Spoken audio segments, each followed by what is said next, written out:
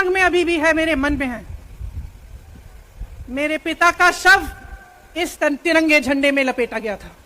इस तिरंगे के नीचे मेरे पिता का शव था और उसके पीछे चलते चलते मेरा भाई यहां आया। उस शहीद पिता का अपमान भरी संसद में किया जाता है। उस शहीद के बेटे को आप देशद्रोही कहते हैं, आप मीर जाफर कहते हैं, उसकी आप मां का अपमान करते हैं। आपके मंत्री मेरी मां का अपमान भरी संसद में करते हैं। आपके एक मुख्यमंत्री कहते हैं कि राहुल गांधी को पता भी नहीं है कि उनका पिता कौन है। आपके प्रधानमंत्री भरी संसद में खड़े होकर कहते हैं कि यह परिवार नेहरू नाम को इस्तेमाल क्यों नहीं करता। पूरे परिवार का अपमान करते हैं। कश्मीरी पंडित समाज के रिवाज का अपमान करते हैं, जिसके तहत एक बेटा अपने बाप के मरने पर पगड़ी पहनता है, परिवार की परंपरा को आगे बढ़ाता है। लेकिन आप पर कोई मुकदमा नहीं होता, आपको 2 साल की कोई सजा नहीं मिलती, आपको जेल की सजा नहीं मिलती, आपको संसद से कोई बाहर नहीं निकालता, आपको मना नहीं करता कि 8 सालों के लिए आप चुनाव नहीं लड़ सकते। क्यों? मैं पूछना चाहती हूं क्यों? आज तक हम चुप रहे हैं, हमारे परिवार का अपमान करते गए। मेरे भाई ने क्या कहा? संसद में वो मोदी जी के पास गए और उनसे गले लगे। मेरे भाई ने कहा मैं आपसे नफरत नहीं करता हूं, मेरे दिल में आपके लिए कोई नफरत नहीं है, हमारी विचारधारा अलग है, लेकिन हमारी नफरत की विचारधारा नहीं है। तो मैं पूछना चाहती हूं, एक आदमी का कितना अपमान करोगे? कितना अपमान करोगे? क्या यही है इस देश की परंपरा? आप परिवारवादी कहते हैं, तो भगवान राम कौन थे? भगवान राम को वनवास में भेजा गया, उन्होंने अपने परिवार, अपनी धरती के प्रति अपना धर्म निभाया। क्या भगवान राम परिवारवादी थे? क्या पांडव परिवारवादी थे कि वो अपने परिवार की संस्कारों के लिए लड़े? और हमें क्या शर्म आनी चाहिए कि हमारे परिवार के सदस्य शहीद हुए इस देश के लिए, कि इस झंडे में उनका खून है, इस धरती में उनका खून है, इस देश के लोकतंत्र को मेरे परिवार के खून ने सींचा है। और जो सोचता है कि हमें अपमानित करके हमें डराएंगे, हमें धमकाएंगे, जो सोचता है कि तमाम एजेंसियों को लगाकर हम पे छापे मारकर हमसे कुछ भी कर ले, हमें डराएंगे, वो गलत सोचते हैं। हम डरने वाले नहीं हैं, हम और मजबूती से लड़ेंगे। हम इस देश के लोकतंत्र के लिए कुछ भी करने के लिए तैयार हैं। इस देश के लोकतंत्र को, इसकी नींव कांग्रेस पार्टी के महान महापुरुषों ने डाली है। कांग्रेस पार्टी लड़ी इस देश की आजादी के लिए और आज भी इस देश की आजादी के लिए ही लड़ रही है। कभी कभी मैं सोचती हूं, मुझे समझ में नहीं आता कि पब्लिक क्या सोच रही है। क्या देख नहीं रही है क्या हो रहा है? क्या आपको दिख नहीं रहा है कि आपकी सारी संपत्ति लूटी जा रही है, एक आदमी को दी जा रही है, गिने चुने उद्योगपतियों को सब कुछ दिया जा रहा है। किसकी संपत्ति है? ये राहुल गांधी की संपत्ति है, ये आपकी संपत्ति है। ये पीएसयू किसके हैं? किसके लिए बनाए गए? आपके लिए बनाए गए, जो ऐसे एक के बाद एक इनको बेचे जा रहे हैं, दिए जा रहे हैं। इसी से तो आपका रोजगार आता है। छोटे उद्योगों से, छोटे व्यापारियों से आपका रोजगार आता है, किसी बड़े अडानी से नहीं आता। रोजगार नहीं देते, छीनते हैं आपका रोजगार। तो आप समझ क्यों नहीं पा रहे हैं? आप गैस के सिलेंडर के लिए 1000 रुपए दे रहे हैं और यहां आपकी सारी संपत्ति किसी को सौंपी जा रही है। राहुल गांधी जी ने क्या कहा? अरे कौन सा इतना बड़ा जुल्म कर लिया कि आपसे 2 सवाल पूछ लिए, जवाब नहीं दे पाए ना, घबरा गए। और जो अहंकारी होते हैं, तानाशाह होते हैं, क्या करते हैं? जब सवालों का जवाब नहीं दे पाते तो पूरी सत्ता को लेकर जनता को दबाने की कोशिश करते हैं। जो सवाल उठाता है उसको दबाने की कोशिश करते हैं। आपने कभी सोचा है, आंखें खोलिए, आपने कभी सोचा है कि ये पूरी सरकार ये सारे मंत्री, ये सारे सांसद एक आदमी को बचाने की क्यों इतनी कोशिश कर रहे हैं? इस अडानी में है क्या कि इसको आप सारी संपत्ति दे रहे हो देश की? 20 हजारों करोड़ शेल कंपनियों में इनकी हैं और आप इन पे इंक्वायरी नहीं कर सकते? ये अडानी है कौन कि आप सब उनका नाम उठते ही बौखला जाते हैं और उनको बचाने में लग जाते हैं? देखिए, आप इस देश के देशवासी हैं, ये देश आपका है, ये लड़ाई आपकी है। आज तमाम नौजवान बेरोजगार क्यों हैं? हम इश्तिहार तो देख रहे हैं, होर्डिंग देख रहे हैं, मदर ऑफ डेमोक्रेसी लिखा है, कहते हैं कि हमारी अर्थव्यवस्था बहुत तेजी से आगे बढ़ रही है, तो इतने नौजवान बेरोजगार क्यों हैं? तो जहां जहां हम जाते हैं बेरोजगार नौजवान क्यों दिखते हैं? इतनी महंगाई क्यों है? इतनी महंगाई क्यों है? क्या आप इतने बड़े काम कर सकते हो लेकिन एक गैस सिलेंडर का दाम कम नहीं कर सकते? आप छोटे व्यापारियों की मदद नहीं कर सकते? आप रोजगार नहीं बनवा सकते? तो फिर आपकी सरकार किस काम की है? लोगों को दबाने के लिए है या अडानी जी को आगे बढ़ाने के लिए है? तो आज ये समय आ गया है कि हमें गंभीरता से सोचना पड़ेगा। ये सरकार पूरी कोशिश करती है कि आपका ध्यान भटकाया जाए। अब आप सोचिए, कन्याकुमारी से कश्मीर तक एक आदमी चला, उसके साथ लाखों लोग चले, क्या पैगाम लेके चला? किस लिए चला? उसके दिल में क्या भावना थी कि लाखों लोग देश भर से उससे जुड़ के चले? समता, एकता की भावना थी।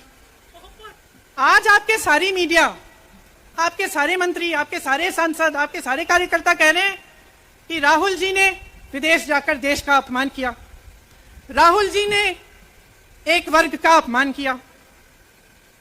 क्या एक आदमी जो कन्याकुमारी से लेकर 5000 किलोमीटर कश्मीर तक चल के ये रोज रोज कहता है कि इस देश को एक होना चाहिए, सबको समान दृष्टि से देखना चाहिए, क्या ये आदमी देश का अपमान कर सकता है? क्या ये आदमी एक वर्ग का अपमान कर सकता है? तो ये आदमी क्या कर रहा है? ये आपकी आवाज उठा रहा है। ये क्या कह रहा है? कह रहा है कि गरीबों को अपना हक दो, नौजवानों को अपना हक दो, महिलाओं को अपना हक दो। यही तो कह रहा है। और हक क्या है? हक ये है कि जो आपका है वो आपके हाथों में जाना चाहिए, किसी बड़े उद्योगपति के हाथ में नहीं जो प्रधानमंत्री जी के मित्र हैं। यह है आपका हक। उसी हक की लड़ाई लड़ रहा है। तो आप समझिए, ये एक इंसान की बात नहीं है, ये एक राहुल गांधी की बात नहीं है, ये पूरे देश की बात है। जब हम कहते हैं लोकतंत्र को बचाना है, तो हम किस बात की को बचाने की कह रहे हैं? क्या कह रहे हैं हम? लोकतंत्र क्या होता है? खुल के जवाब मांगो, सवाल उठाओ। यही तो लोकतंत्र है कि आपको कोई आपत्ति है, कोई समस्या है, आप किसी के पास जाकर अपना हक मांग सकते हैं। आप कह सकते हैं भाई हमारे लिए ये क्यों नहीं किया, इतनी महंगाई क्यों है, हमारे लिए रोजगार क्यों नहीं बनाए। लेकिन आज यही हक आपसे छीना जा रहा है और आपका ध्यान इधर उधर भटकाया जाता है और इतनी चीजों को फैलाया जाता है जो सच नहीं है, झूठों को फैलाया जाता है।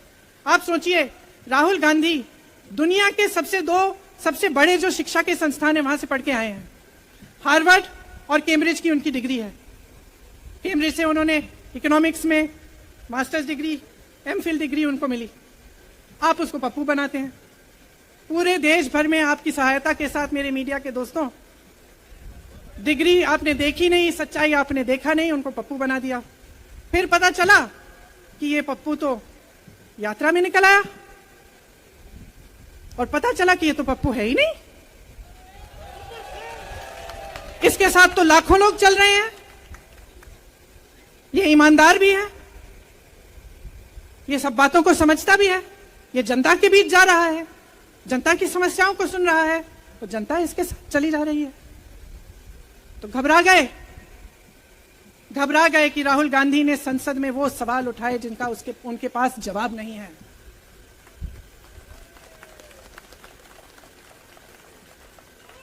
क्या किया सुन लीजिए। एक तरफ से हंसी भी आती है कि एक आदमी को रोकने के लिए इतना सारा करना पड़ा। जिस आदमी ने राहुल जी के खिलाफ सूरत में कंप्लेंट लगाई, आपको मालूम है कि पिछले साल उसने खुद कचहरी में जाके बोला इस पे आप स्टे लगा दीजिए। 1 साल के लिए अपने ही केस पे स्टे लगवाया, फिर वापस कब गए केस खुलवाने के लिए? राहुल गांधी के संसद में अडानी पे के भाषण देने के 1 हफ्ते बाद, 1 हफ्ते बाद वो आदमी वापस जाता है, कहता है केस खोल दी, सुन लीजिए अब हम तैयार हैं। 1 महीने के अंदर अंदर जज कह देते हैं कि राहुल गांधी को 2 साल की सजा मिलेगी। आपने देखा इस देश में कितने केस हैं कि जेल में 10 साल के लिए पड़े रहते हैं, उनकी सुनवाई नहीं होती। ये तो सुनवाई भी फट से हो गई, जजमेंट भी फट से हो गई, सजा भी फट से हो गई, और आपने कह दिया अगले दिन कि 8 सालों के लिए ये चुनाव नहीं लड़ सकते, संसद से बाहर कर देंगे इनको। वाह वाह वाह वाह वाह वाह, बहुत धैर्य है आप में। अरे कायर हैं, कायर है इस देश का प्रधानमंत्री। लगा दो केस मुझ पर, लगा दो केस मुझ पर, जेल ले जाओ मुझे भी, लेकिन सच्चाई यह है कि इस देश का प्रधानमंत्री कायर है।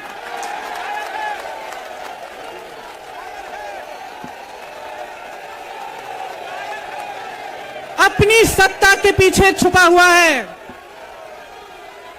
अहंकारी है, और इस देश की बहुत पुरानी परंपरा है, इस देश की बहुत पुरानी परंपरा है, हिंदू धर्म की पुरानी परंपरा है कि अहंकारी राजा को जनता जवाब देती है।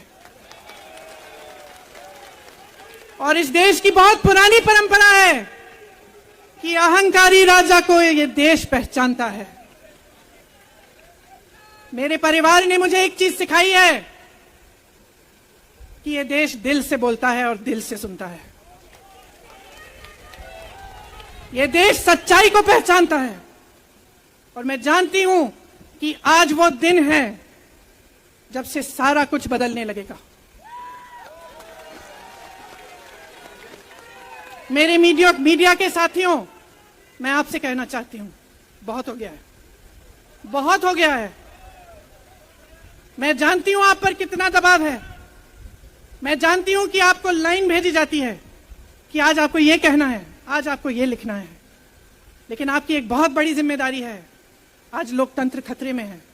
अगर सरकार सवाल उठाने वाले को 8 सालों के लिए संसद से निकाल सकती है, अगर कह सकती है कि तुम्हें चुनाव लड़ने की ही इजाजत नहीं है, तो बहुत गड़बड़ है, बहुत गलत हो रहा है, और ये लोकतंत्र के लिए ठीक नहीं है, ये इस देश के लिए ठीक नहीं है।